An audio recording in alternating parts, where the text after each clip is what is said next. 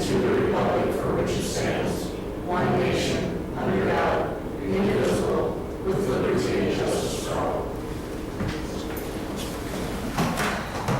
I take that back. I guess one clock says 6:01 and the other says 5:59. But we'll start. Yep. We have our council activity reports. I don't have a ton to report on since our last meeting. It was pretty active before that. We had our all-board meeting, which I think was a success for not having done one for a while. Had some good business discussed. Certainly no gratitude was expressed to the board members, so the auditors will be pleased.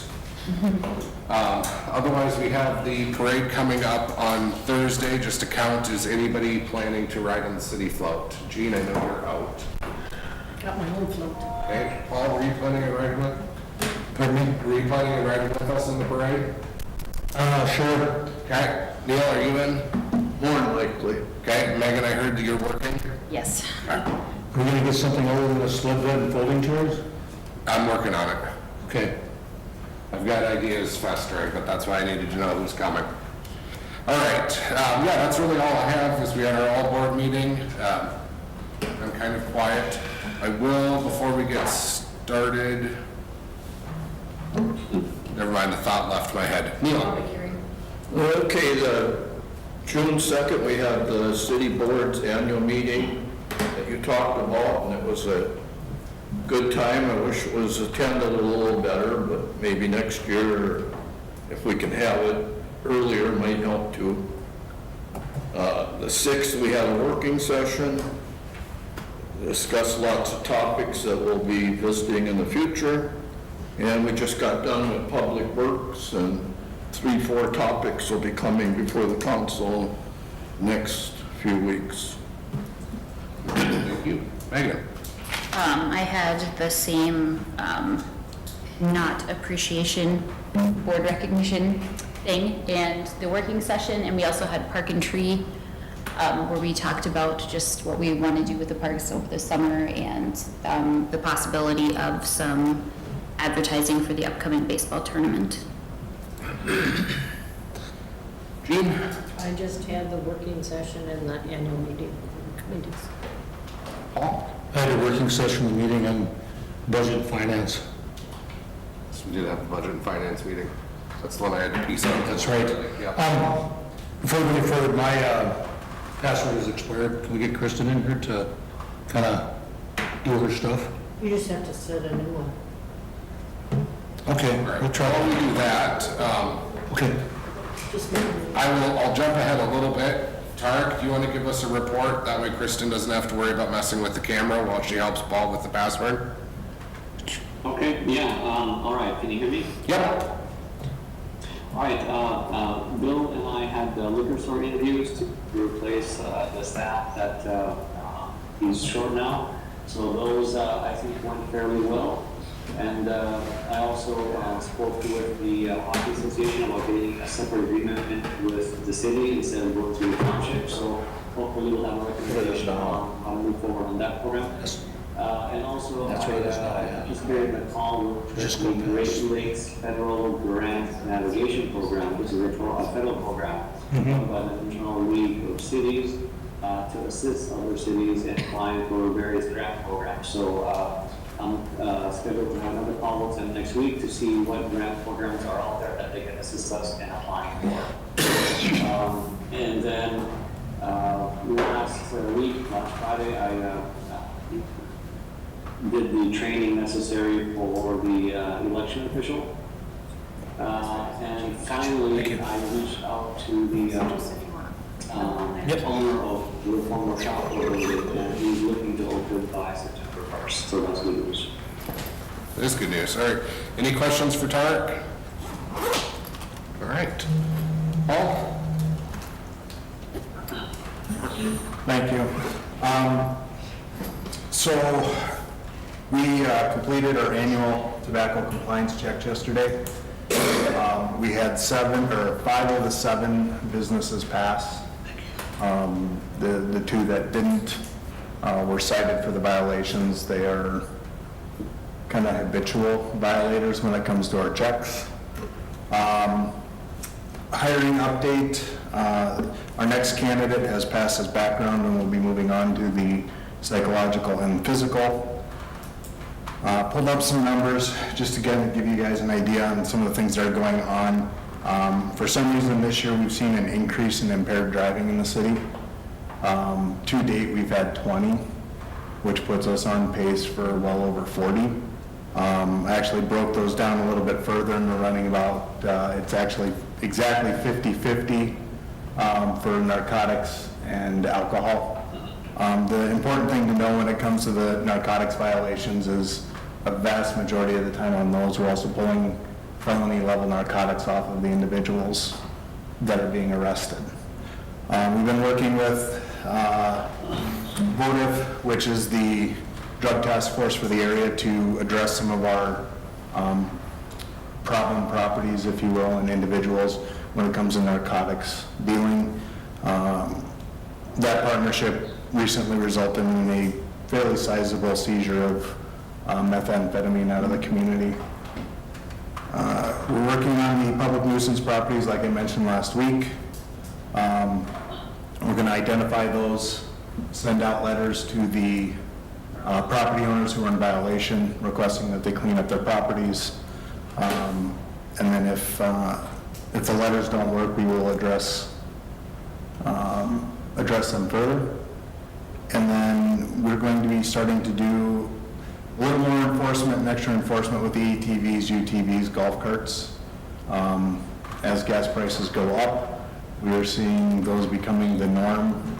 That seem to be driving around town quite a bit, and we're getting complaints. So we're going to start enforcing that a little more stricter as far as what those regulations are. And just kind of as a reminder to everybody, you know, ATVs and UTVs are not allowed to be operated in the city limits. Golf carts can if they have a permit. ATVs and UTVs may be driven from properties in town, so the homeowner's residence, out of town to the township and to the trails, and then back, but they cannot be used from point to point within the city.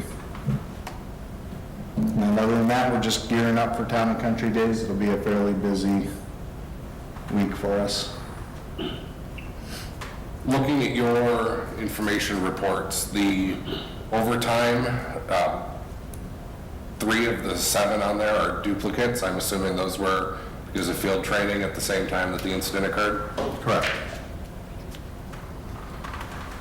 Any other questions for Paul? And I should mention too, Noah is currently in his 3rd phase of field training, and we're just under a month from him being done with field training on his own. So I think we're July 11th, he's targeted to start solo patrol. All right, thank you. Ron? Okay, thank you. First of all, the pass hole on Highway 23, if anybody drove past there, that will be patched tomorrow morning, as will the ones on Minnesota Street. Just a reminder, the Railroad Street crossing will be closed starting the 20th, as will very likely our seal coat project, which we approved about a month or so ago. That will also begin likely next week. The water plant filter media that did not get completed on schedule, that will resume again next week also. The CenterPoint and Excel are February billings are informational if you want to take a look at those. Park reservations are going quite extensively. We're seeing an uptick in the number of reservations at the gazebo, and put that directly towards the splash pad, the park equipment we put out there, and just the condition of the entire park. So, if you've seen the planters downtown, we're getting a little bit of a facelift on 2 of them, so they will be completed for sure by the end of the week here. And the activities at the airport, the beach, splash pad, due to the weather, they have all seen an uptick also. Very nice to see. Yeah. Thank you. Any questions for Ron? All right. Move on. I'm not seeing anybody here for a public forum. Go on to the approval of our consent agenda, which includes the minutes of the meetings listed there on page 1, along with approvals of the vouchers on page 2 totaling $437,391.85. Is there a motion to approve, or does anybody wish anything pulled? Motion to approve. I have a motion by Hertzberg. Is there a second? Second. Second by Soini. Any further discussion? All right, all in favor indicate by saying aye. Aye. All opposed? None? That carries. Right, new business A, nuisance properties. There are a couple of properties around town where the chief's been working with them for some time to get things cleaned up. I've been in discussions with various people about ways of dealing with it and looking at the ordinance. One option might be to do a public hearing to give that property owner a chance to explain why something may or may not be a nuisance. I was hoping to talk to the property owner a little bit further in tonight's meeting, but my weekend exploded with a couple of emergency work things, so I didn't get the chance to do that. I think at this point, it's not quite right for us to discuss. I think we should just table this for our next agenda. But that, I wanted to give everyone an idea of what this was about. Moving on then to the appointment of election judges, letter B, on page 7, we have a slate of judges. My understanding is that Kristen spoke with each of these people prior to the agenda being published, and they are all still willing to serve. So we'd be looking for a motion to approve and appoint the election judges as presented on the action sheet. We have to, Full day yesterday? yeah, Okay. just gonna say the same thing. Well, he's deceased.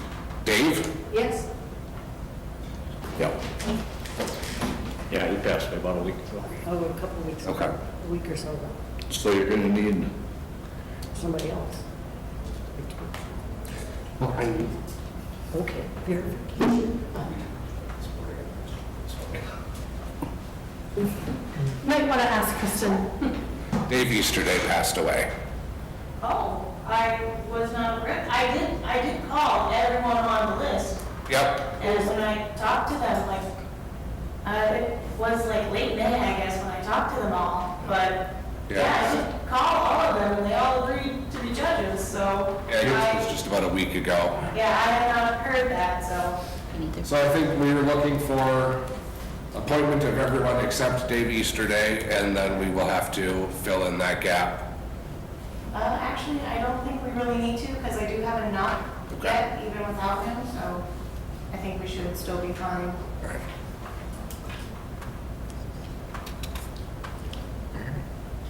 I'll make the motion to appoint the following election judges as listed except minus Dave Easterday.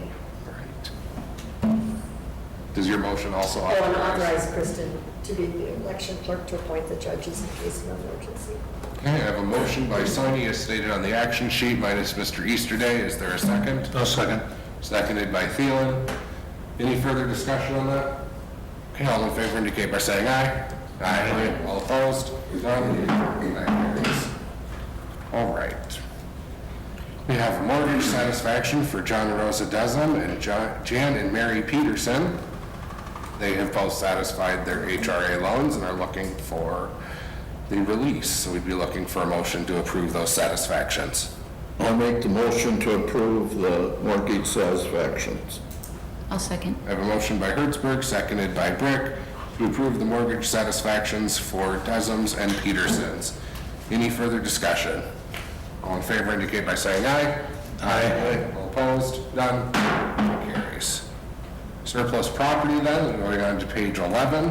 Ron has a number of things he'd like to start getting rid of. Anything? Several of them are from our city shop, and others have been around for a while and do need to, they are just taking up space. So I would recommend that we declare them surplus. That's not right. The other thing I see on here, Ron, is you have it advertised for sealed bids. Is this something where we want to look at doing the min bid system? For these items, I don't think min bid would pay off. Okay. Most of them are pretty small items here. I guess the lily pad was the one that I thought might actually be worthwhile, but maybe not, maybe it's not worth the hassle. Yeah. All right, so we'd be looking for a motion to declare the property above as surplus and authorize the advertisement for bids.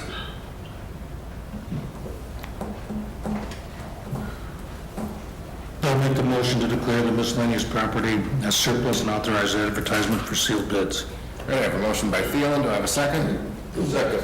Seconded by Hertzberg to declare the miscellaneous property as surplus and authorize sealed bids for the sale of it. Any further discussion on that? All in favor indicate by saying aye. Aye. All opposed? None? That carries. Although that reminds me, we have to get those bikes listed on here as surplus so they can be donated. They've actually already been deemed surplus. Oh, so then we Yeah, we deemed them surplus, we tried to sell them, it didn't work, and we still are just sitting with them, so. we should bring it back then and get the clear for donating them and get them out. Okay, going on then, the well transfer switch on page 22. Ron, can you tell us? Okay, through the wellhead protection program, we have secured the funds for this first part of putting a standby power unit at well number 8. And we did get the 2 prices for getting the transfer switch down at the site. So the funds would come out of the wellhead protection grant, and this needs to be completed by September 1st. So. And once the grant is completed, closed out, we can then apply for another $10,000 in support of that, the generator. Yep.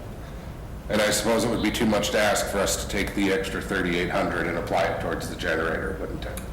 Well, it will be. It will be. Well, part of it, yes, because we can also use it for bringing the gas line up there and also the concrete pad, et cetera. So it's not specific to that switch. All right. So we're looking for a motion to approve the quote from Haynes Electric, which came in at the cheaper bid. Any word from them on whether or not they're backing out of it, or if they're still willing to honor it? Haynes, yes, they will honor this. I'll make the motion to approve the quote in the amount of $6,200 from Haynes Electric for a manual transfer switch.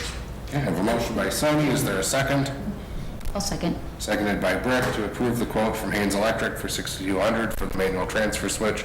Any further discussion? So, Ron, by the time we get the pad and the switch, we're gonna be over the 10,000. Well, it's going to be very close. Okay. Well, if we are, you have money in the, Yes. okay.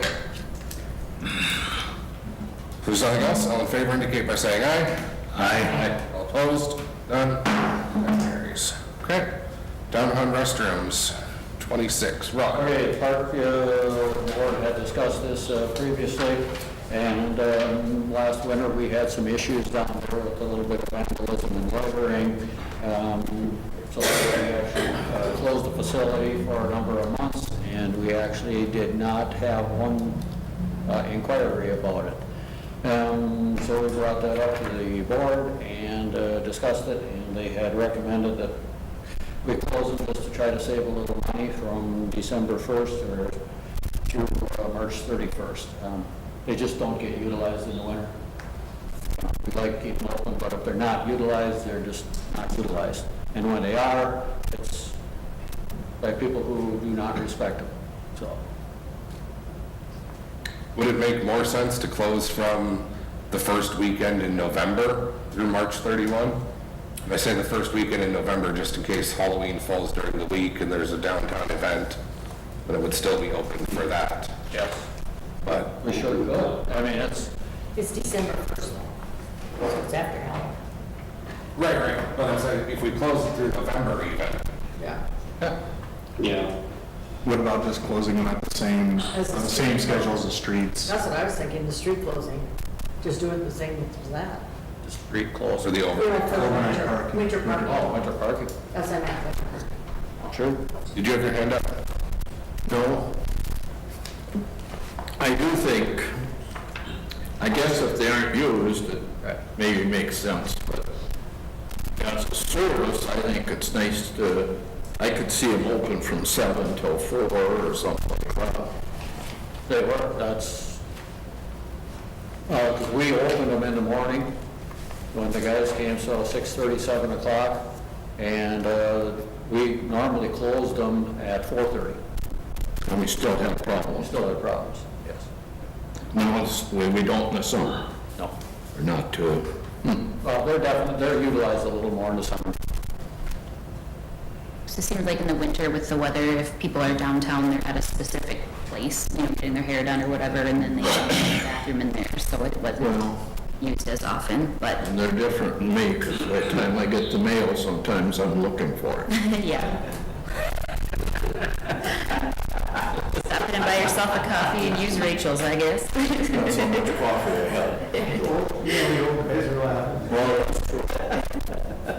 So I mean, it is a public facility, and kind of cutting service to the public by closing it, so I kind of see, you know what I'm, And I think when we discussed that with the park board, we, you know, kind of mentioned just seeing how it went, and if people were upset about it not being an option, that it was something we could revisit, or, Right. so I don't know if that makes any difference, but I don't think it was like a hard and fast, you know, absolute. It was just something that we had discussed trying. How will we gauge if there's upset about losing it? The usual ways, probably. Well, the usual ways tend to be problematic is kind of what I'm getting at. Yeah. I mean, are we going to be gauging what's being posted on our wonderful social media feeds, or are we going to be looking at calls into City Hall? What kind of vandalism did we have? Mostly, it was mostly lettering and smoking, cigarettes. Posted a sign in there, no smoking. You take the sign and move it to the opposite side of inside the restrooms, etc. There were some flooding issues last year, Yeah. too. They'll plug the toilets once in a while.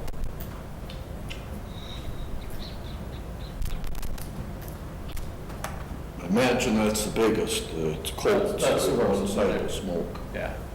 They'll fill the stools up.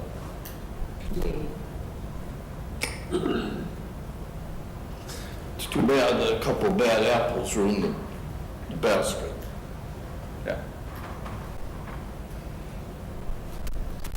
The recommendation is to close the downtown restrooms from March 31 to March 31. It's been suggested to match the overnight parking ban. I'm kind of with Neil, and I don't want to close down the service if it hasn't been irreparably damaged. You're looking for a motion, otherwise we'll move on to the next.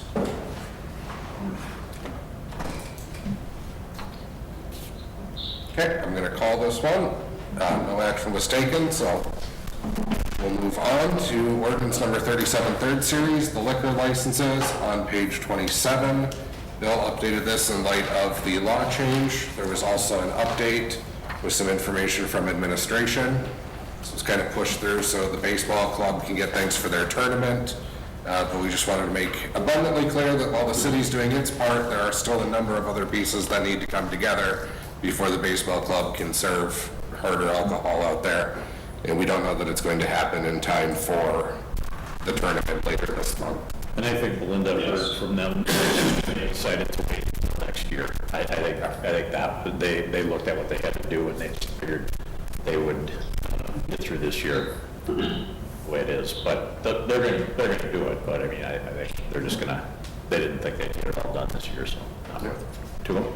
Okay. This is just information in there, right? Yep, just information.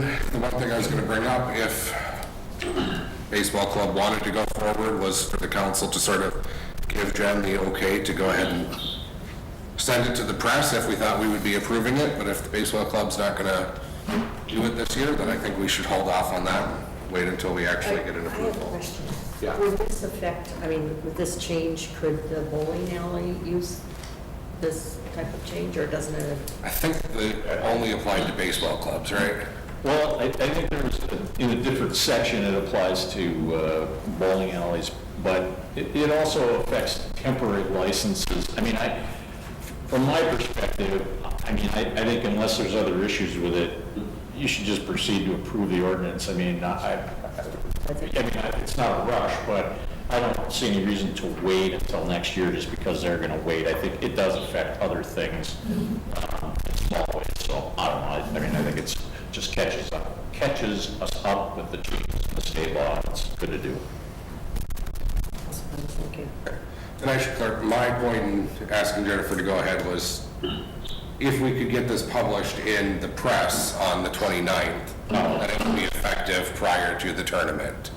But she would have to get that in by Monday, the 27th, technically before we met. Right. Okay. That's what I was getting at, but no, I agree. Let's post this, bring it back on our next agenda, and look to approve it then. Isn't that a tournament at the end of July? We've got something in June as well. There's, Fox 9's coming in. Yeah. In June. but the other one is the 15U tournament is at the end of July, yes. Yep. I do have a question. So they'll be selling, is it just beer or is it hard liquor also? It would be beer and wine. Beer and wine, not, Well, that's what the license they could get would allow them to. okay. I don't know if they intend to sell both. I have no idea. So as long as there's not liquor, they don't need the liquor license. So it'll just be 100 for the 3-2 and 150 for wine? I don't know that we've even established the beer and wine license, or for the wine and beer license. Maybe we have, I'm unaware. It already exists on our fee schedule, Okay. so their 3-2 is 100 and their wine is 150. Okay. Anything else on that one? We have 5 minutes until our public hearing, now down to 4. We'll move ahead to old business, letter A, the chicken discussion. This is a little bit like the downtown restrooms. If there's no motion or no action taken, the ordinance stays as is, which means chickens continue to not be allowed in town. But there was some discussion last time, a motion was made, it was brought back now that Paul's able to join us in person. So if we don't discuss it, does that mean it could still be brought up in, what was it, February of 21, or? It could still be brought up at any time, regardless of, Well, we have something where it was supposed to not be brought up until 23, I believe. April 2023. I think in realist, So I guess part of my question is, why are we discussing it if we've already approved not discussing till April of 23? yeah. And I was happy to leave it at that, and, I am too. I talked to Jen a little bit about this before it was added, and policies and procedures talked about it, made a recommendation, and she from that said, let's put it on the council agenda, because that's, my understanding is that's your standard practice So after that. that's so- what you know what policies and procedures did. Yeah. But, yeah, the motion and what passed was to put this on hold until April of '23. I'm happy with that decision if everybody else is. Yep. So we'll just wait. All right, so that's done.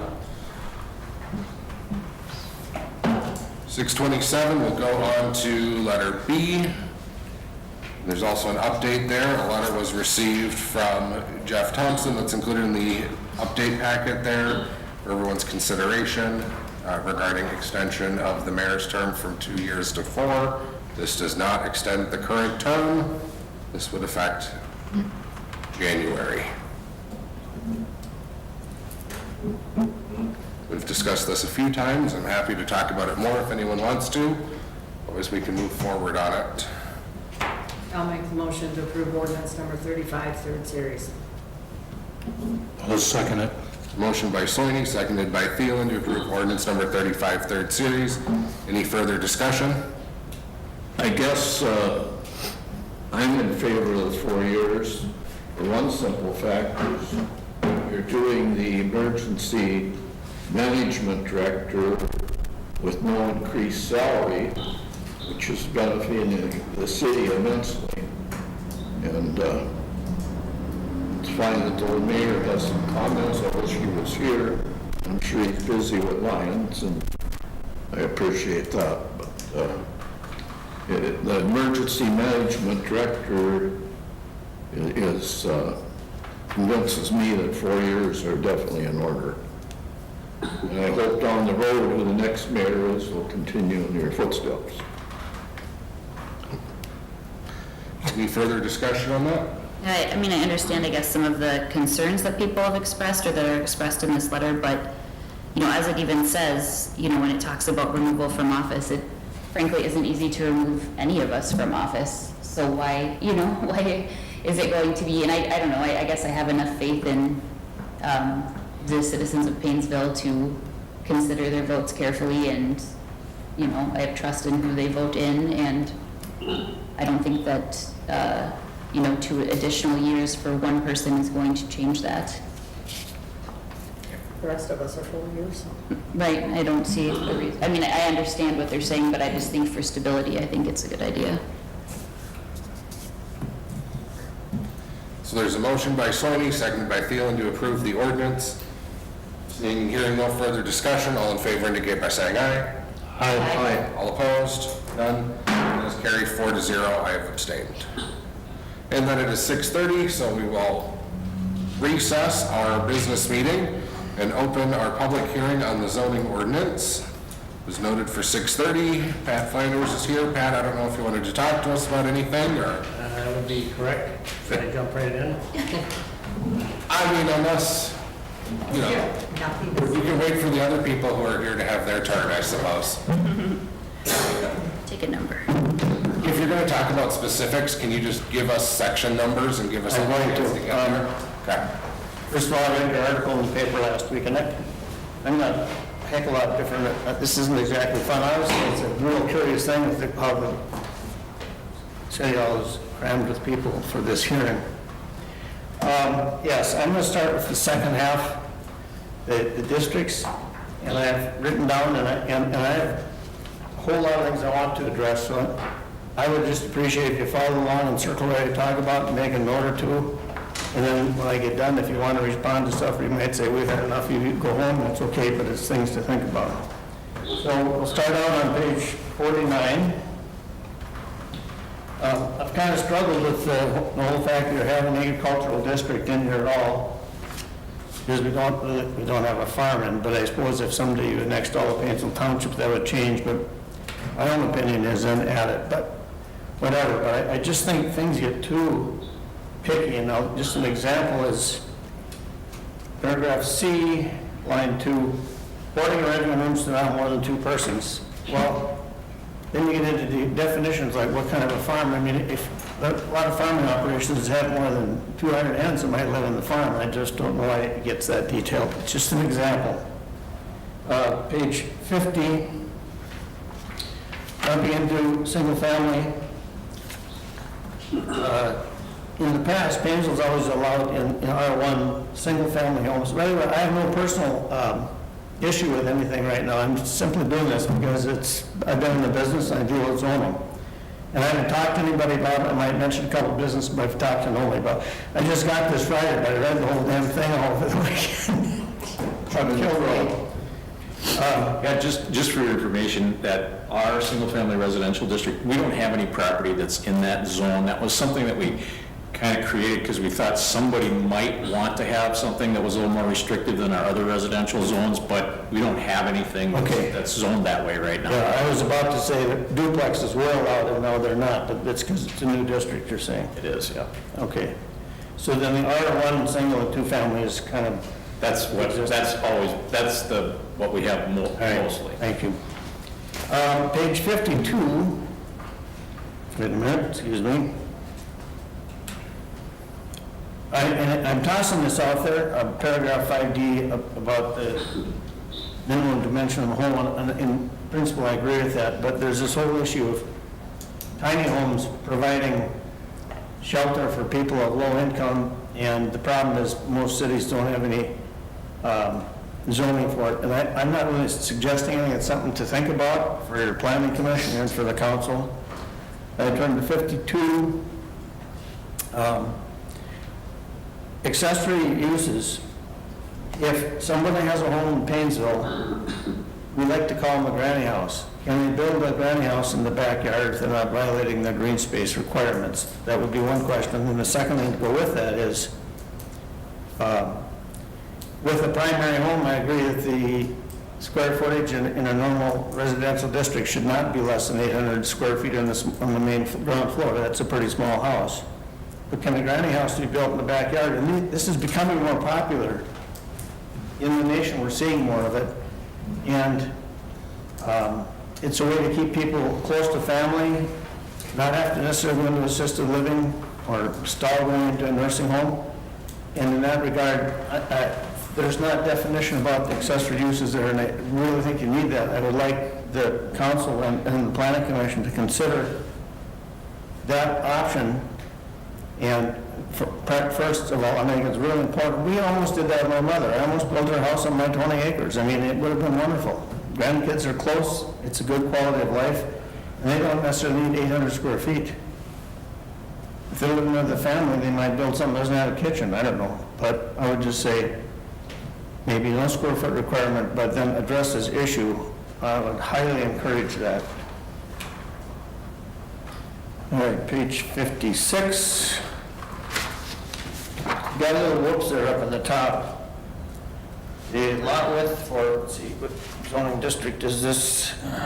Multifamily.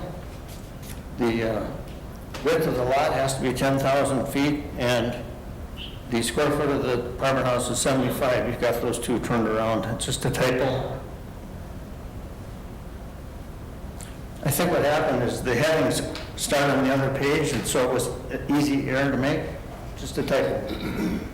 I don't think you require 10,000 square feet of frontage. I'm a little confused on lines, well, number 3 actually. I'm not sure if 35, I mean, this is basically saying you don't want a 3-story apartment house, because it says 2.5 stories, and you're going to need possibly more than 35 feet if you put in a 3-story. Are you sure you want to do that? I don't have an opinion. I just don't. 3-story apartment houses are not unusual. We have them. Okay. Page 57. Conditional uses. All manufactured home parks will require a conditional use permit in addition to being located in the manufactured home zoning district. I say why? It seems like you're requiring the same thing twice. Can you repeat that one, please? I'm sorry, I was typing a note. I didn't give you the line at the bottom of the page, line F. It refers to manufactured homes. It requires a conditional use permit in addition to being located in the manufactured home zoning district. That just seems like you're saying the same thing 2 times. I don't know why. It's just, it sounds like double fees. It's in I'm quite curious. This is an interesting concept. The R1A low-density multifamily residential district. I wrote down, I find it very interesting. And is there an area identified? Be interesting to know. So, if I can just interject, that's Alden Park. Okay. This district was developed when Alden Park was. Okay. So Alden Park is the only. It's the only one that have that zoning now. Does the city want to have more zoning like that? I would hope so. I think it's a great thing. Yeah, so that's why we left that zoning. Okay, all right.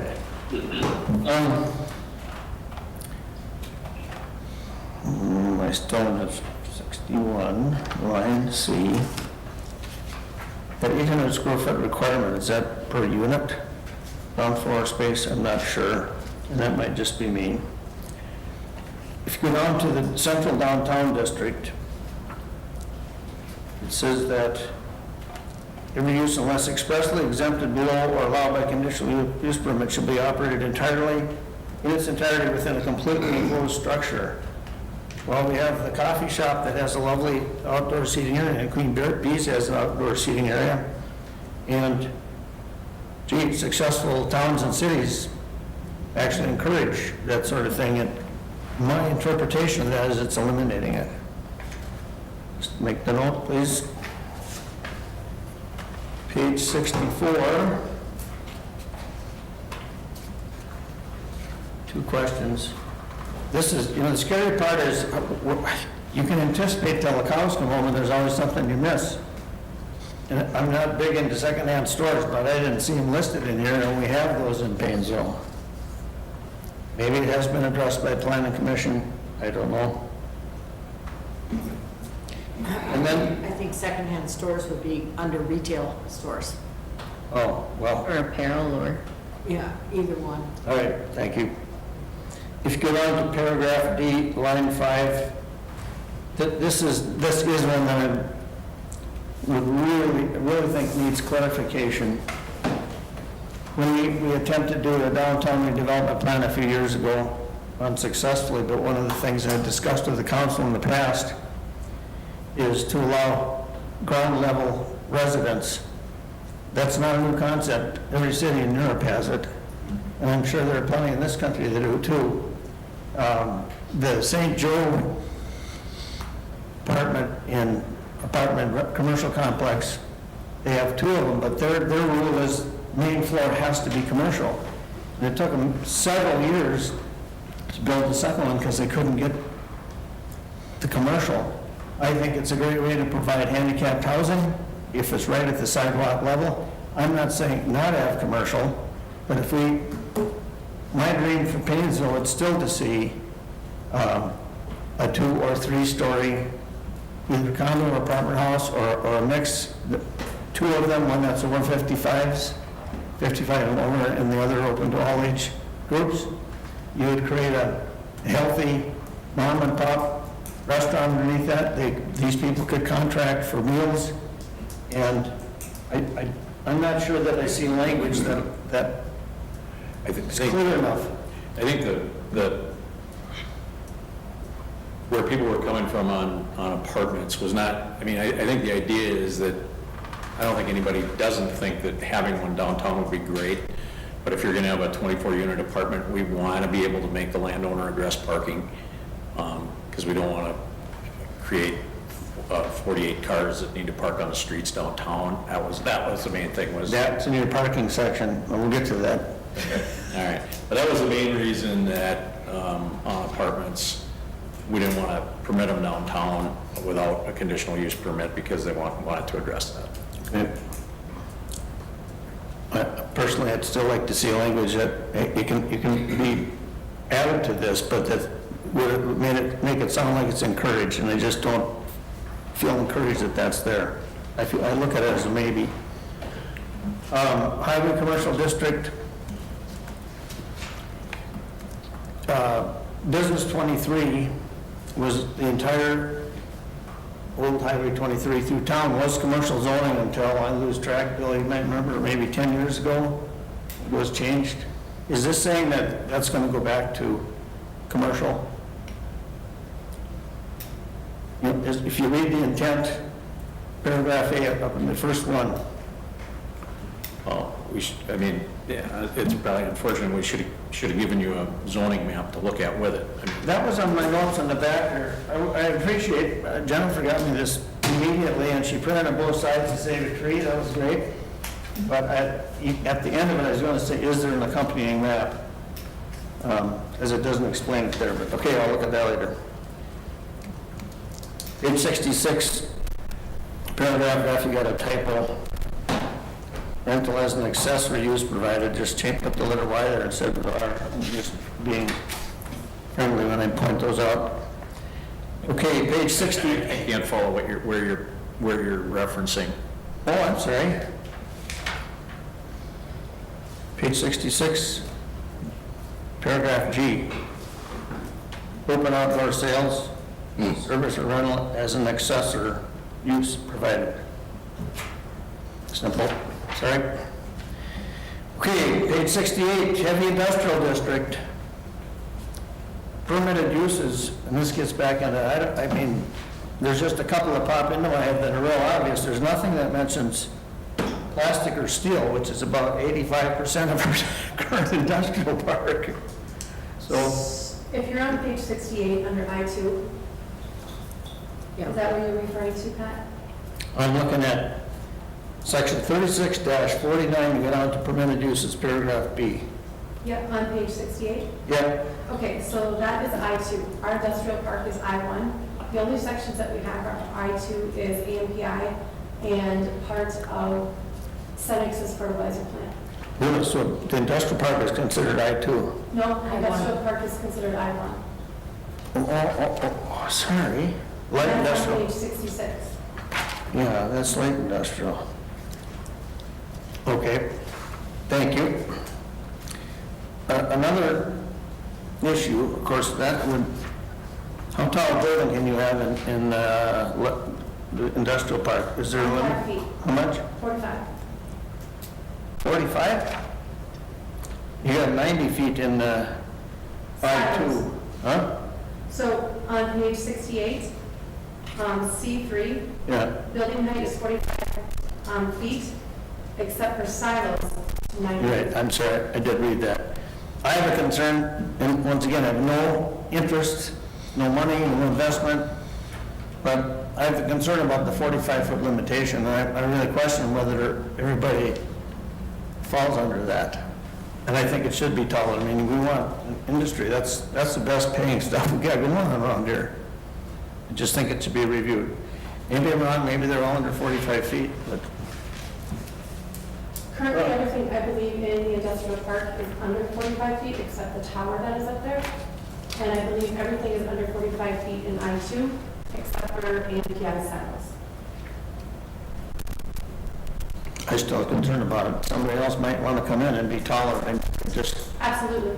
yeah. That's, Okay. All right. This one really concerns me for the city, Shoreline Overlay District. I'm going to go through and point out a few comments. The state of Minnesota has rules and regulations, and they're referenced in here constantly. Stearns County has, they're over the top in their enforcement of shoreline, whether it's lake or river. I tried to call Angie Burke today, I left her a message, she didn't call back. They get involved in counties, everything. I know that when Painesville does a plat, the city council doesn't go to the county, so I don't know where this falls. But they need, I strongly encourage you to communicate with them, and if they're willing to say, give us permission, we'll do that. You're going to eliminate just a ton of headaches for the city, for the staff. It's kind of dangerous territory. So I'm going to go through and give you some examples. My comment was defer city liability if you don't have to be the enforcers. My first one. I'll go to the next page. This one would make me extremely concerned. When there's a debate or a conflict between the map boundary, actual field conditions, blah, blah, blah, city engineers shall make an initial interpretation based on surveys. Be down to the last sentence, to the extent that the city is legally required to do so, the interpretation of the city engineer will be referred to Commissioner National Department of Natural Resources, who should make a final determination. I just see litigation. Why create a third level of bureaucrats when it comes to, or bureaucracy, I should say, when it comes to rivers and lakes? We have it with the state, we have it with the county. I would, if you can, I'd run. When I look down at the general development water, I'm not really sure where this came from, sewage system setback, or high water, that might be state. Stearns County, it's 100 feet. I support 100 feet, by the way. And there again, if the city expanded to where they're not providing city water and sewer, you have some language about what they can do with their sewer systems, which would, from what I read, it would definitely conflict with Stearns County. There again, if for exaggeration, if you could say you can stick a pipe and flow it down the wet river, obviously you wouldn't do that. Can Stearns County step in and say you're doing this wrong? I don't know the answer to that, but they are over the top in their enforcement, and their staff went from 2 to like 45. I mean, it's. I'll tell you a little bit about the Shoreline Overlay District. Basically, we didn't change it because there were some things that people kind of wanted to change, but when I got a hold of the DNR person, who was either in Sauk or Alexandria, I can't remember, that has oversight of our area. Basically, if we change anything, they pretty much want us to adopt their suggested municipal ordinance, which would be about as long as our whole zoning ordinance approximately. And I think that, you know, planning was interested in making some changes, but it didn't go that far, and so we're basically just delaying considering doing something different on shoreland because they were chewing on a lot as it was, but I don't disagree. We're more liberal than the state would require on a lot of things. I know planning was kind of thinking that our lot coverage is too restrictive, and it's actually more liberal than current state law would allow in the shoreline district. You know, so those are some of the things where it just seemed like for now it was not a battle that we could get through. I'm going to give you a few more examples, and that's where I'd go back. If you could defer to the county, save yourself a ton of money and a ton of headaches, and let them fight with the state. And here's a quick example. Scott Allen from Alexandria, sewer inspector designer, he really knows his business. He called me about 2 Saturdays ago, and he said, I just got a letter from Stearns County. When you inspect the sewer system, they have failed them if they don't have the manhole risers as opposed to the 4-inch pipe. It's a fairly easy fix. I had a pending sale where that was required.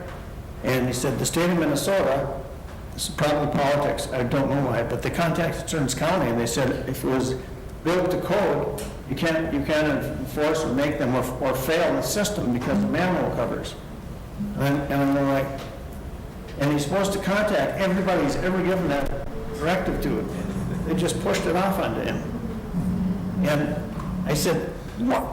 So am I supposed to stop this? No, you still need to put it in. Why? Because they're mad at the state, and they're going to tell him to pass systems, and then the county will send the new owner a letter saying you got 30 days to put in your manhole covers.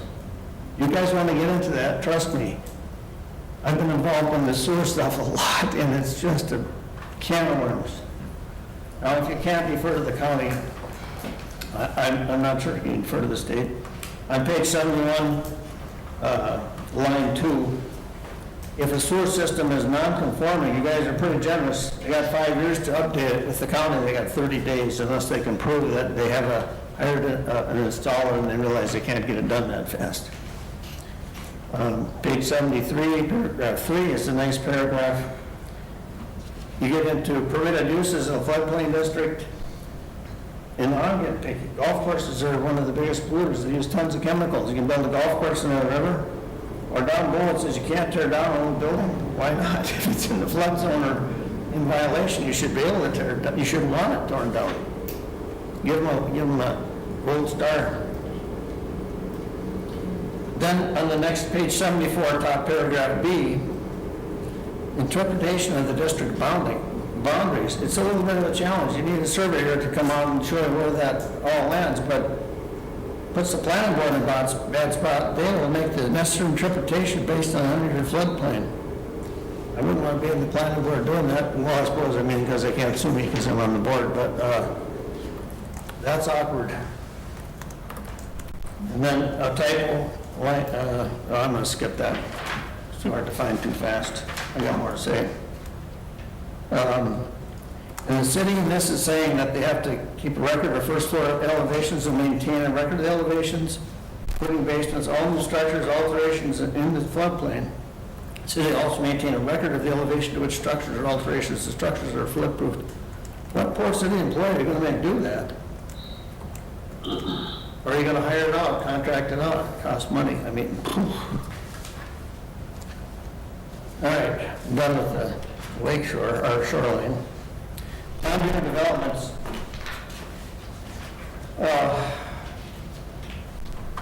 I'm not a big developer. If I was, I would read this and I'd just go, can't do this. I am investing too much time and money, and I don't have specific ideas. It's just like, we have state building codes. Why not let those codes be enforced? I'm curious if the new assisted living facility went up, that if it had, if this was the criteria. I don't need to know now, I'm curious. All right. I think the only thing in town that was a PUD recently was the ones down on County Road 34. I don't think I was talking about PUD there. Oh, I thought you were. No, it was, excuse me. I'm sorry. Most of the planned unit development language, which is fairly detailed, I understand and I agree with, because they're very complicated. They're all over the place, and you have multiple people living in them, but they get their own set of rules and blah, blah, blah. So, We also, in our discussions, we talked about tiny homes, but we thought if we were going to have a development of tiny homes, that's probably how they would be developed, as a planned unit development. Not 100% sure, but Yeah. that was our thought. it's a tough subject, tiny houses. The granny house to me isn't tough. I really hope that gets addressed. I think it's important economically and culturally. Another typo on the bottom of page 89, second to last paragraph. How about solar energy systems contained wind roofing materials? I'm thinking they're saying, I'm not sure what they're saying there. Within? Just a typo. What section are you in, Pat? 36-90, bottom page 89, second to last paragraph.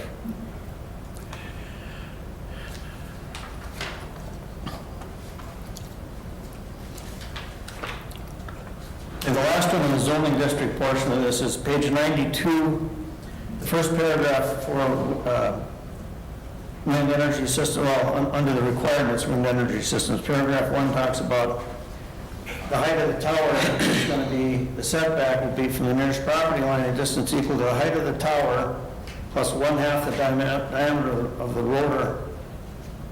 If you're going to get wind to really generate, and the day will come, I can't wait to see individual wind towers. You got an electric car, you're still burning fossil fuels or whatever if you're plugging them in, but if you can plug your car into your own wind generator, I just think that is a win-win. And I understand if it falls over, there's a concern about it falling into the neighbor's yard. So my question is, what if it's constructed on a roof? Can you apply that requirement from measuring from the point where it's constructed the roof, so it falls over, it has the same effect of not going into the neighbor's? And I think that could make a big difference. Please think about it. All right, sorry, but I ain't done.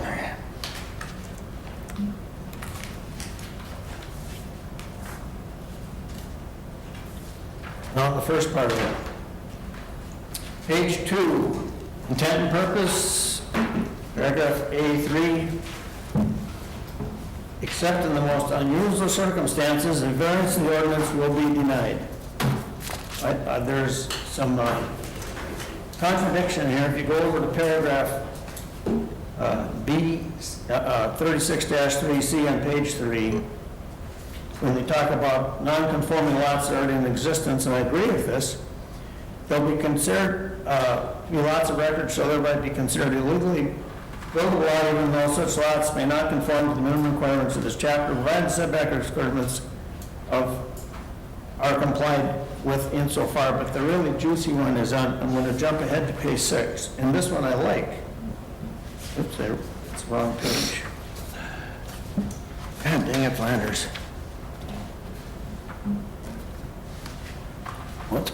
Page 14, that's, sorry. The third paragraph from the bottom, I won't read that, it's 6 lines. Defining variance, I think that's a good description, and I think it's some contradiction to the first one on page 2, paragraph 3. I think there are really legitimate, reasonable situations where variances should be considered. And to start off the procedure by saying, no, we're going to deny you, probably, you shouldn't even be here, I don't think that's user-friendly. I'd love to see that one go away, and you retain the one on page 14, which I think those two are in contradiction. All right, now back to page 6. Your slope requirement says that less than 18% over a distance of 50 feet is considered a bluff. The county's rule is 30%, and then when you get to the top of the bluff, where it's less than that, you have to go back a minimum of 30 feet for a building line. I feel that's been fairly successful and appropriate. I don't know, we don't have any bluffs in town, so maybe it's a moot point. So I'm just telling you that that's a standard. I haven't seen the way that's described before. Page 9, funeral home definition. A funeral home shall not include facilities for cremation unless allowed by conditional use permit. My question there is why? One-stop shopping, you know? You can go this way or you can go that way. I don't know why it needs a conditional use permit. I'm just asking to think about it. Page 10, the permissible home occupations, right below numbers 1 through 8. Home occupation, you can have musical, dancing, and instruction limited to 3 pupils at a time. I'm curious how you come up with the number 3. What's wrong with 5? I'm going to stop there for a second and say, I'm old school, but I feel like a lot of the stuff in this, the municipalities for a long time have been able to have public nuisance ordinances. And so instead of trying to anticipate every possible issue, I think there's just really obvious public nuisance things that you can eliminate a whole lot of language in this thing and enforce public nuisance. I Paul it. Just to make sure you're right, Paul. I'm aware. You know, how they come up with 3. I feel like a home inspector right now. There's a lot of stuff in here that's good, but my job is to point out things that I question. So, page 14, the first full paragraph after number 4, use of a short-term rental dwelling unit for any commercial or social events is prohibited. Short-term rental. So, Town and Country Days, they came and used the back of my office. I guess that's not allowed, because they used it for a week and they did some art stuff in there and whatever. I put a sad face beside that one with a question mark. And then you come down to structure, and you're trying to figure out what you can include and can't, and you talk about dog houses, swing sets, clotheslines, dog kennels. I just feel like you're back at what about a kitty kennel? There's not one there, and that's a little bit of sarcasm on my part. If you're going to allow, you've got some kind of ordinance and it says, here's the kind of animals you can have in town, period. He said kitty kennel. Oh. Well, cat tree, you know. I'm fine with the humor. Okay, page 15, general requirements. Parking and loading. Well, this one, my opinion about this is it's just way too much. I made the note, I know you're not going to like this, eliminate the whole thing except bottom 18, paragraphs A and B, prohibitions about where you can't plant things at intersections. That's a good one. That makes a lot of sense, but the rest of it, right above that, general fencing and screening, things you can have, barbecue grill. What about an above ground fire pit? They're real common. I guess you can't have them. Too much detail, if you ask me, it just creates headaches. And paragraph 7 on page 19 is the same thing. Approved fencing materials. What about decorative concrete? That's not on there. And there's probably other ideas. You have to anticipate everything. Maybe. It bothers me. And then you go over to page 20. Anybody know what 3 candles a light is? I don't know, but I don't think it's very much. You can't have people seeing your light, so that means you can't have a Christmas display outside your house. That's the way I read it. What page is that? 20. Page 20. 20, okay. Sorry, thank you. I don't want to read it to you because it's too lengthy, so I encourage you to look at it later. If your Christmas lights outside shine onto your neighbor's lot, that it doesn't say Christmas, it says any lighting. And what if a guy's got a floodlight or girl on their garage door and they're shooting baskets? They can't do it because that lighting policy is, I really think needs to be revisited. Page 21. Paragraph F, but on the top, A's, B, C, and D, all four of them refer to Minnesota pollution control standards, so why don't you just let them worry about it? Or enforce your nuisance policy.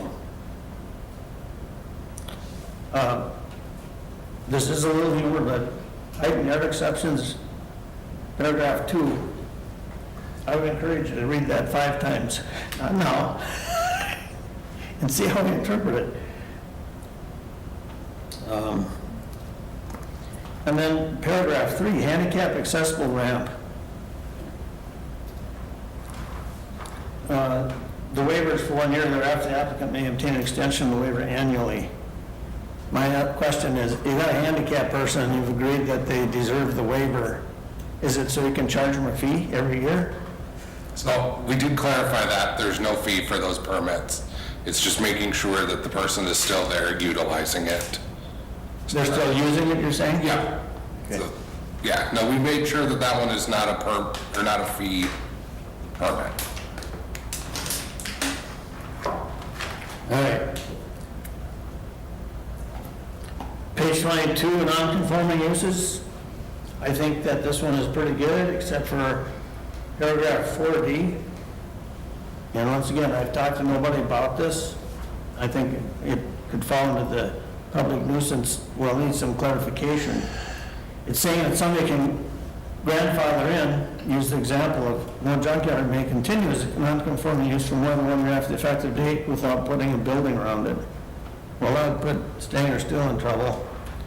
You know, if you wanted to do some fencing or whatever, which could go back to a nuisance policy, but non-conforming uses, I know things can change, but my experience, and Bill, maybe you've seen different, is that the old term is grandfathered when you pass new ordinances.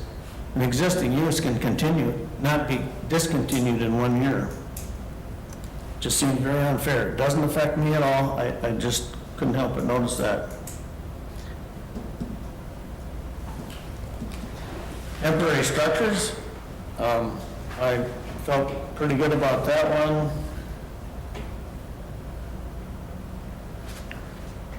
And then we get into excavating and mining. I just hope it never has to happen. And if they have to do all this, they're not going to want to do it here. But there's a lot of redundancy in this whole section. There's paragraphs that I think should be eliminated. I take pretty much paragraph F in the middle of page 25 of my suggestion. It's all bureaucracy. Skip all that and go to paragraph G. And it says it's well lawful to conduct earthwork after a permit is terminated. What if the perpetrator is leasing, which does happen? It's a leasehold, and you tell them get out of town, and you got the property owner sitting there with a mess that apparently is a mess because that's why he kicked out of town. I have concern about that. Page 27, I circled it here. The one word I saw more in this ordinance than anything is fees. Fees, fees, fees. And fees are taxes.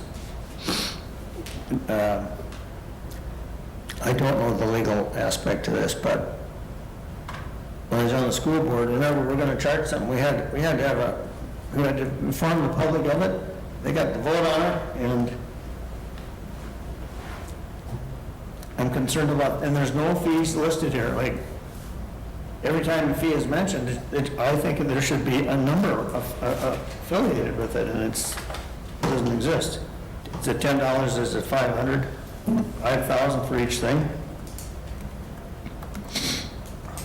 And then paragraph M, you just eliminate it. Why are you worrying about what the state's rules are for setbacks? Let the highway department worry about it.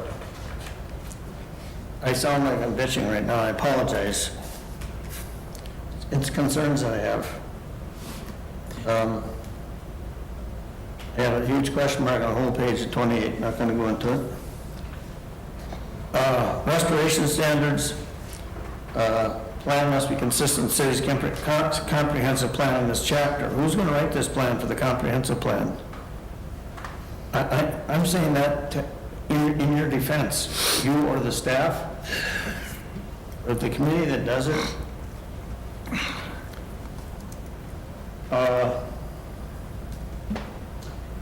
Paragraph R, as you go down, page 29. We could allow deviations from the standards, concerns. I'd say it'd be consistent with the public nuisance plan. That's my catch-all. I'd like it to be yours. Page 30. I wrote down paragraph C, effect, and I said the whole, it's just redundant from paragraph B.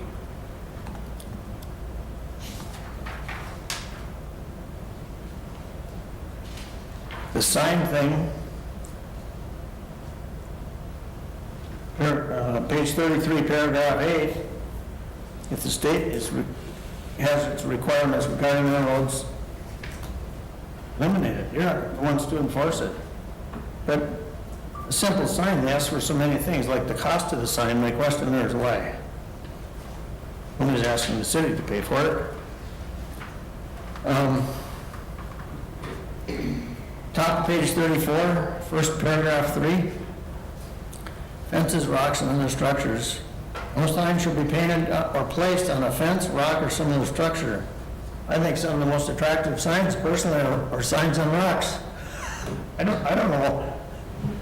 Let's have a little variety. And then paragraph 5, 2 down. All signs or sign structures shall be outside the right-of-way of public roads and be set back 5 feet from the front road right-of-way. If it's not obstruction, I don't understand why it can't be up to the edge of the road right-of-way. I understand it shouldn't be on the road right-of-way. And then I went over to page 35, and that signs in agriculture districts, I just drew a big X on the whole thing. Which takes me to the top of page 37. That first paragraph, I'm not sure, but I'm going to pass on that now too. But where is it? Downtown districts, signs. Somewhere in here it said you can't have electronic sign of any size. I have a little open sign, but I'm not right next to residential. If it's next to residential, you can't have it. I'm like, okay, here we get mired down in detail again. So do we say if you're near a residential district, you can have electronic sign this size? And who knows what's the right answer to that? I wish I could find it, I would read it to you, but it's in there. I don't know why I'm missing it right now. Here we go. Illumination for electrical signs should be so constructed and maintained that source light is not visible from the public right-of-way or residential property. Well, I guess public right-of-way, then we can't have lights, Christmas lights on Main Street. Once again, just a little sarcasm there.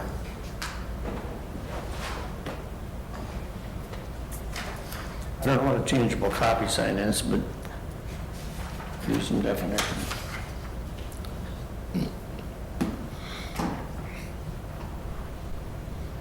A non-conforming sign that's damaged has to be destroyed if it's more than 50% of its market value. I don't know how you define a market value of a sign. Clue.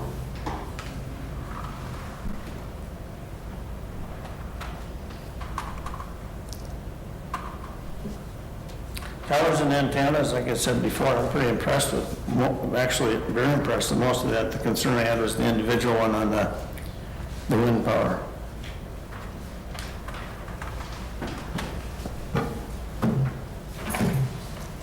Everybody asleep yet? I don't know if you want to say anything.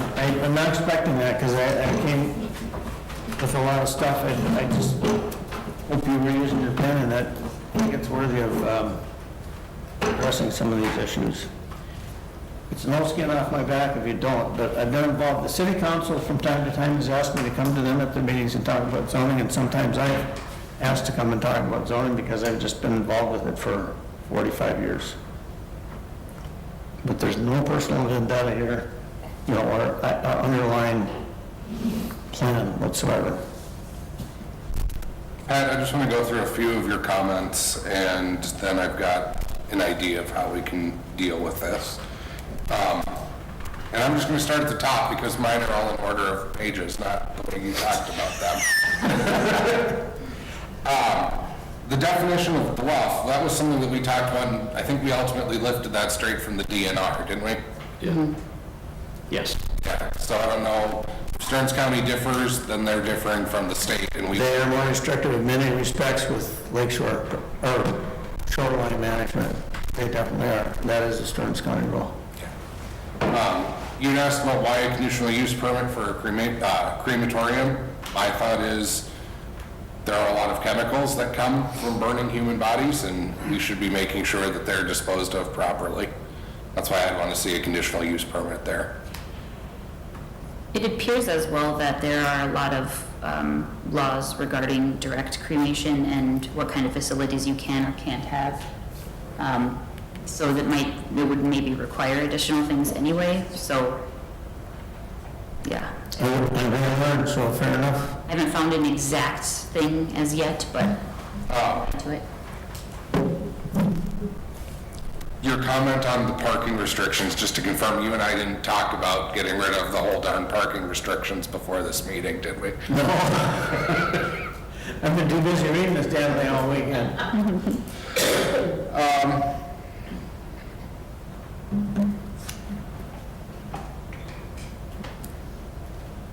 Sorry, I'm not touching on everything, just some of the bigger ones.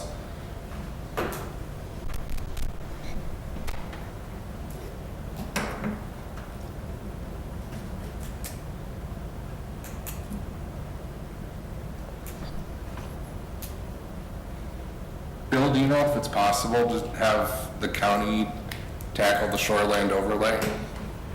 I mean, we could ask. I generally, to my knowledge, the county won't do zoning or zoning enforcement within the boundaries of a municipality. But I'm more than happy to check.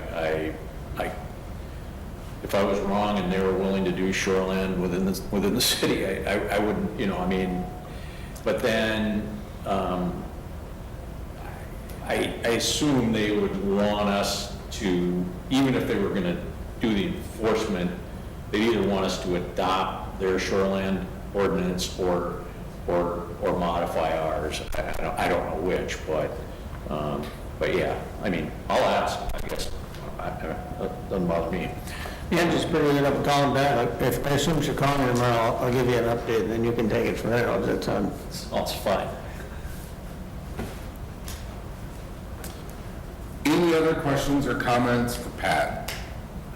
Riley, did you want to add anything? I'm not gonna do a page by page, but ready to get home here. On the granny home thing, I will just tell you that you kind of complimented the temporary structure section, but that's where, and that was an action that was taken by a council before this council, but the state of Minnesota gave cities the option to adopt or not adopt what they call family healthcare dwellings. I'd have to go back and look at that again, but I think those were basically, the idea of it was a temporary structure that you could put on a property for a loved one to live in, with the idea in mind of grandmother, basically, kind of a thing. And at the time, the council decided they didn't want to do that. What hasn't been reviewed in great detail, but that was, we talked about the fact that that was something that a previous council had rejected. We didn't change it, but it could be revisited, but that's kind of what that was about. That might be something planning should look at, because times are changing, Pat's right. I mean, I may need one myself, in one of my kids' yards. You want to come over with us? 20 acres. There's one other thing I forgot to mention. in almost all of the zoning districts, not 100%, but most of them, there were a number of requirements that were identical. You could eliminate, I'm guessing, 10 to 20 pages of this if at the beginning of the districts, you said District R, C, blah, blah, blah, all have these in common. You know, we have a lot of people whose opinion is different than yours about that, though. They want to be able to look at the district they're in and find the rules. And we had the same thing with signs. Our sign ordinance is way longer than it used to be because we took out everything that applied to all the districts and just decided we were going to say it in every district because people got mad because it didn't say it in the regulations for the specific district. It was contained under a general requirement at the beginning, and people hated it. So we've kind of gone the other way because most of the feedback we get is contrary to what you're saying. So most people don't read the whole thing? Correct. People don't want 94 pages. They want their district, they want, if they're gonna do a business, they want the signage, they want the parking and loading, and they want their zoning district. That's it. They don't care about anything else. But before, we were having them to send 30, 40 pages. They don't want that. So we were kind of addressing things from a different perspective than yours, but that. I anticipated your answer to that, and I don't really have, I'm not here to debate it. I just like to say a tree. Yeah, no, I get it. People can get lost in the 94 pages. Most people probably look at it online. We are, our ordinance, and we are referring a lot of people to online, but then they can search it by word, they can search it by chapter. So hopefully more people are becoming more ordinance savvy that way. So we don't have to print it, but there's a fair amount of people that still come to the desk and want a printed copy. We could have emailed you a PDF, Pat. I could refer them to the online version. That's part of the packet, but. Mr. Wainwright, your manners. All right, are we done? Right. Thank you. I just have a quick question. So you're talking about these granny houses, you mean not like a mother-in-law apartment, like a freestanding structure, not attached to the main Yes. house? Yeah. Okay. That's all I wanted to know. I assumed so. Thanks, Pat. Thank you. Riley, I appreciate your presentation. Your shorter version. All right, I think with that, then we will close our public hearing. We'll reopen our business meeting. We are at the zoning ordinance, so it's a little fortuitous, our timing here. We have a few options. Number one is we can approve the ordinance as it is. We could go through if we felt the need to make amendments. I suppose we could do those one at a time and approve them that way. That would probably be a little tedious. As much as I hate kicking this can down the road even further, I'm tempted to say maybe planning should talk about some of the things that Pat raised. But that sets us out another month and a half, 2 months before we get a final ordinance approved. So, alternatively, we could approve as is, send it over to planning and have them revisit a lot of the things that Pat brought up, and then Make make amendments accordingly.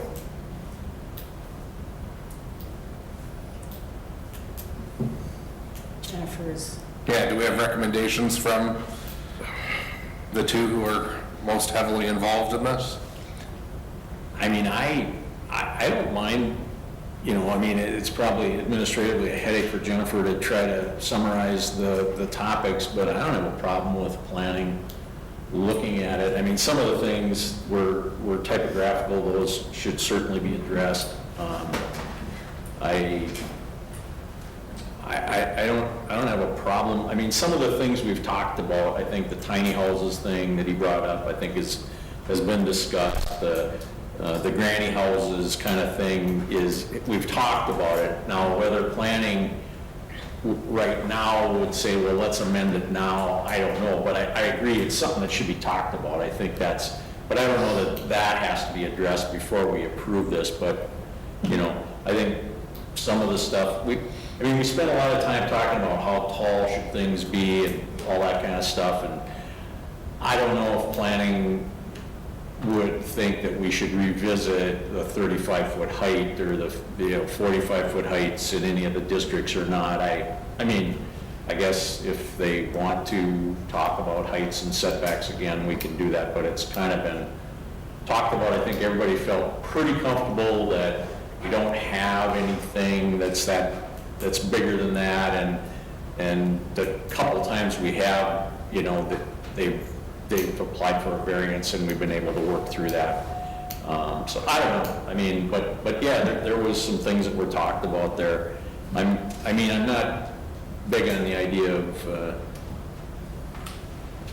I know Pat said many times that he thinks we should treat it as nuisances, but I think zoning is zoning and nuisances are nuisances, and in zoning you want to, even though it makes the zoning ordinance wordy and repetitive and, you can criticize it in some ways, but you're trying to give some detail of what's allowed and what's not allowed, and plus you're saying if we didn't say that it was allowed, it's not allowed, so you need to be fairly specific about what you're allowing. Because then if people come with things that aren't allowed, they're going to have to come to the council and say, hey, this is what we want to do. We need you to tell us what zone you're willing to permit this in, if any. And so that's a whole, that's a process, and we're trying to be fairly detailed about what's allowed. I know some things are a little bit general, like retail and manufacturing are kind of general concepts, but we've allowed those things, and I think they work. So I don't know, but I don't have a problem sending some of this back to planning to talk about. If I don't know that I just don't want it to take months and months and months. I think if we send it back, hopefully we could get it back from planning fairly quickly and do this. Jennifer, how many years has this been ongoing? Because I know I was on a year or two, and see, every Wednesday we had a meeting. This has been hashed over and looked at. Planning has looked at it. I think we need to approve it. You need to do an amendment now and then, fine, or a variance that's all in order. Somebody wants to go 48 feet, they need a variance, no big deal. I think we should approve it and be done. Well, and the only thing I disagree with, Neil, is that, if we thought there was going to be a lot of things that needed to be 48 feet, I'd rather say the height limit is 48 feet than have to deal with variances. It's just that I don't see it. I agree. 45 should be enough, but I agree that if we saw a bigger manufacturer coming to town, maybe that would be an issue, but and that would be a great problem to have. I hope we have it, but right now I don't see that on the immediate horizon. So I'm not too worried about those things, I guess. But you never know. It could happen. But so it's been going. I think it started before Jennifer was here, however long that's been. well, and you send it back to planning, you're going to burn them out, kind of the way I was burnt out on policies meeting every Wednesday. I was so glad to be off that committee. I'm still celebrating. Now I'm back on. Thanks. You're welcome.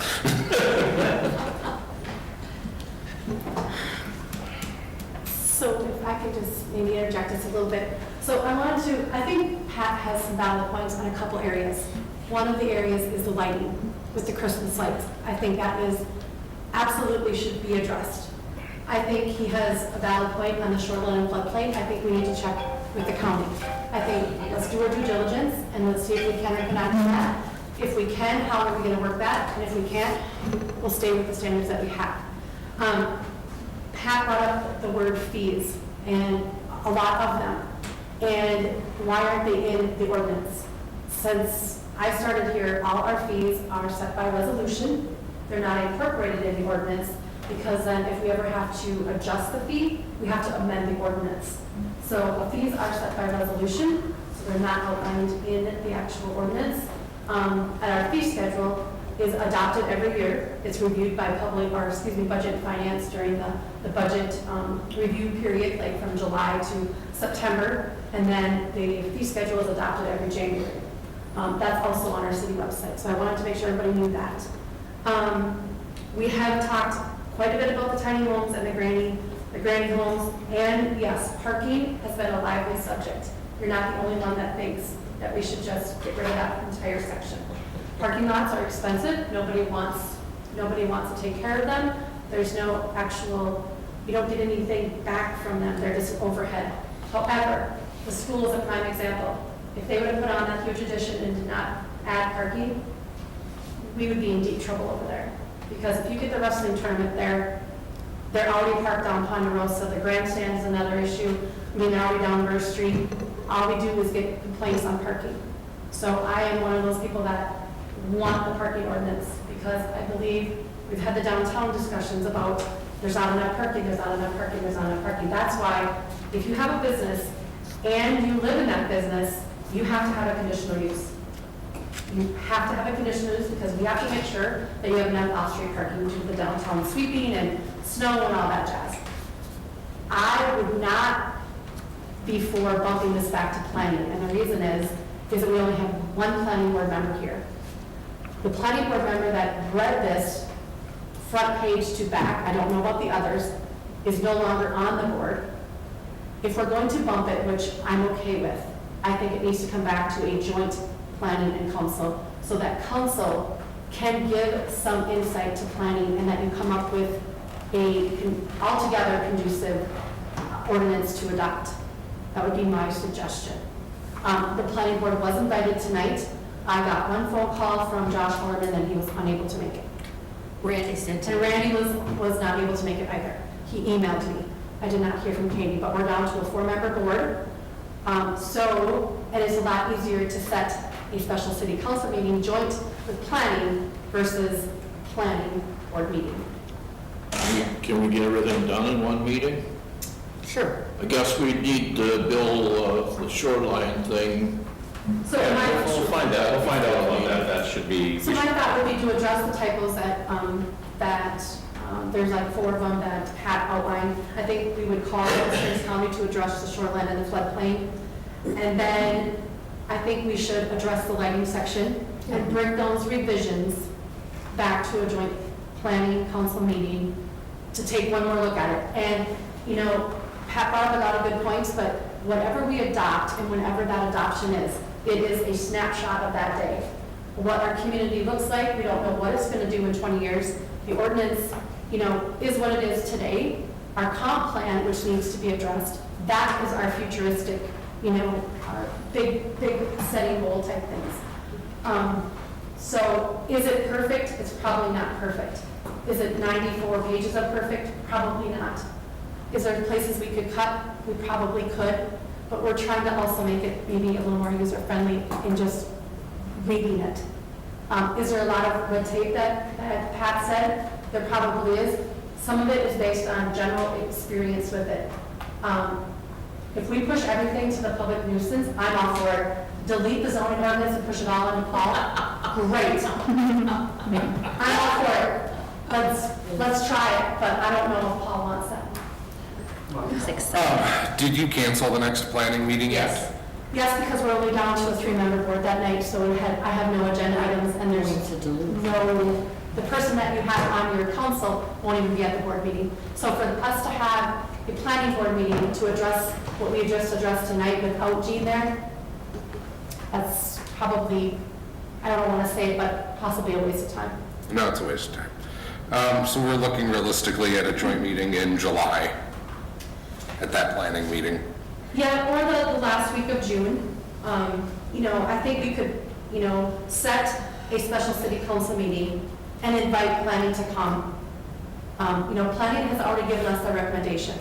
Now, you know, yes, we would probably still want their blessing, but it also, the actual approval falls on the council.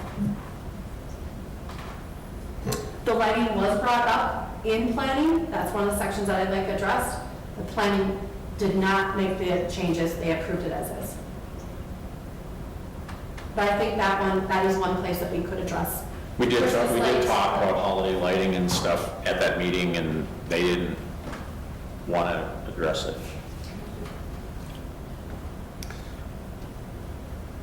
My suggestion would be we either pass it as is and ask planning to take a look at the things that we've identified and come back with amendments, or we go to the next planning meeting. The people on that board, I mean, I'm thinking, this is Josh Hellerman's probably busiest time of year, so to get him away for an extra meeting to go over zoning ordinances, that's really gonna burn him out. So I think to keep them from getting burnt out, I'd rather we go to a planning meeting than ask them to come to a special. Next planning is the 18th of July.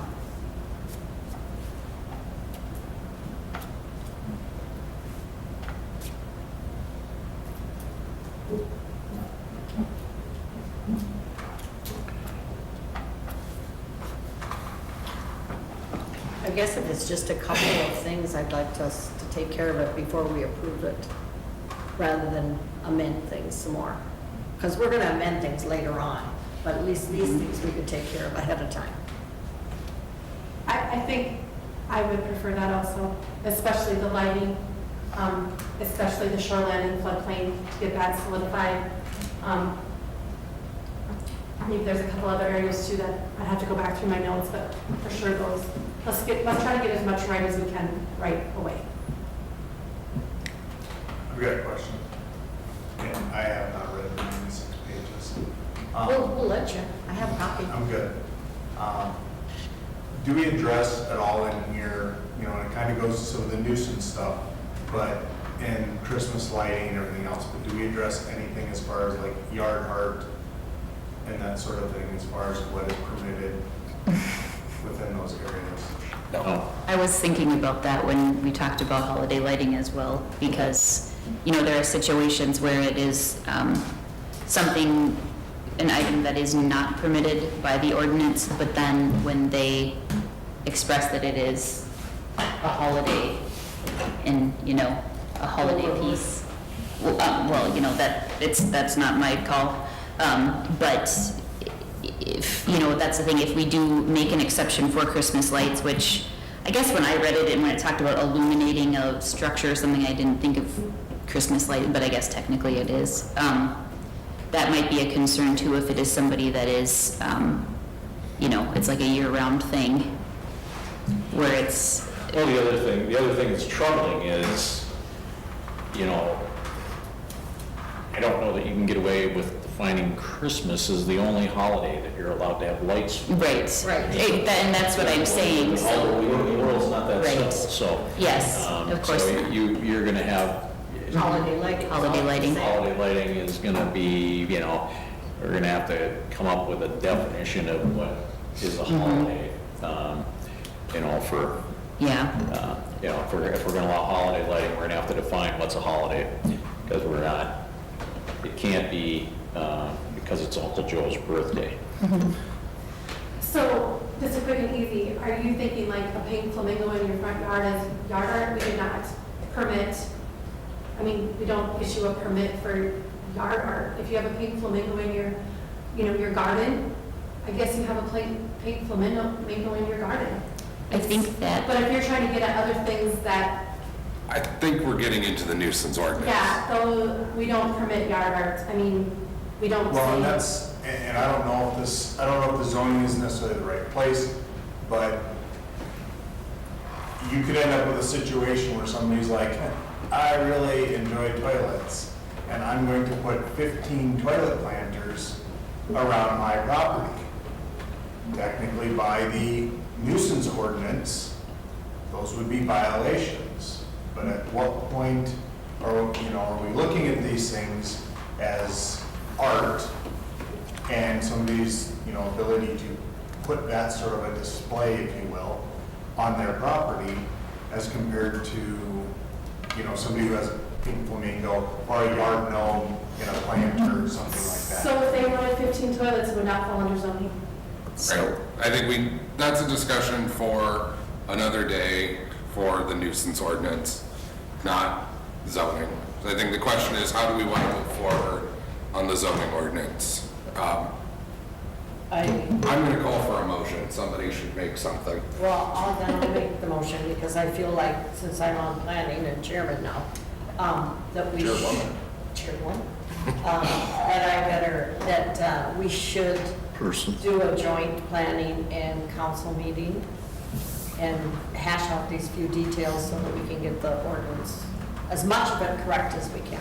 Okay. Is that a motion? And Yes. Before there's a second, on that, if you're making a motion for a joint meeting, are you thinking on the 18th for the next planning meeting? That's what I was thinking. Okay, so at the next, the motion by Soini is to have a special city council meeting at the next planning meeting on July 18 to review the things discussed here tonight. Second. Seconded by Hertzberg. Any further discussion on that? What time was that, would that be? 6 At o'clock. 6 o'clock is our normal time. All in favor indicate by saying aye. Aye. All opposed? None? That carries. Thank you, Pat. I appreciate your feedback. Then we have the Painesville affiliation agreement with CentraCare. Last thing on our agenda here, old business D. I don't know that this is ripe for action yet tonight. This is something that we need to start talking about, though. Tarek and I met with representatives from CentraCare a few weeks ago, and with the renovations to the hospital, they want to start dotting their i's and crossing their t's with the affiliation agreement. And now that the hospital district has been disbanded, they are looking at the city as sort of being the last interested party in the requirements of the affiliation agreement. So we just need to be looking at the affiliation agreement itself, looking at anything the hospital might not be hitting, might not be doing already, and being in communication with them. And when they're ready to move forward with signing off on this, we'll bring it back for signature at that point. Questions on that? Okay. Then we have a few informational things at the end there. The police department reports, we have a surplus from MinBid. Things brought more money than we were anticipating. Ron talked about the CenterPoint and Excel reports. And then there's a planning recommendation from Stearns County Environmental on the dog house rental properties.